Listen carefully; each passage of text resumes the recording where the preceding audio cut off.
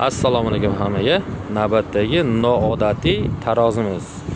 Mol tarozi. Ya'ni bu tarozimiz uzunligi 2 metr, eniga 1.20.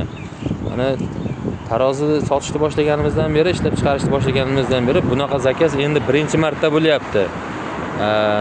Nima deydi? 2 metrga 1 metr standart holatlarda bo'lgan, ammo bu akamiz noodatiy zakaz berishdi. 1.20 ga 2 metr bo'lsin dedi. Assalomu alaykum aka, qayerdan keldingiz? Qo'qon Beshariqdan. Qo'qon Beshariqdan. Mol tarozi haqida buni YouTube'da ko'rdik. Sharoitlar bizga juda ma'qul keldi. Biz endi buni universal o'yladik-da, buni ham mol tortamiz, ham o'zimizda do'kon bor. Paxtalarimiz bor. Qoraqalpog'istonda paxta keladi, endi tortish muammo bo'lyapti.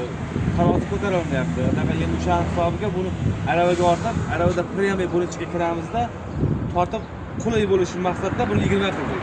Ana 1 metrlikka 2 xildaligini arava siqmay qolishi. Shunda bitta o'q bilan ikkita qo'yan urish deyiladi, to'g'rimi? Ikkita tarozi ishlatmaysiz, bitta tarozi ishlatib qo'ya qolasiz. Buni ikkita qo'ying. Tarozimiz ko'ngildagidek chiqibdimi axir? Ha, ortig'i bilan xudo xolisa men o'ylamadim. Вообще men oldida ko'rdim. Haqiqiy oliydigan. Akamiz mana ishxonamizga kelib o'zlari olib ketishyapti. Kimgadir shunaqa mol tarozilar, qo'y tarozilar kerak bo'lsa aloqaga chiqishlari mumkin. Bizning manzil Namangan viloyati Pop tumani. E'tiborlaringiz uchun hammaga rahmat.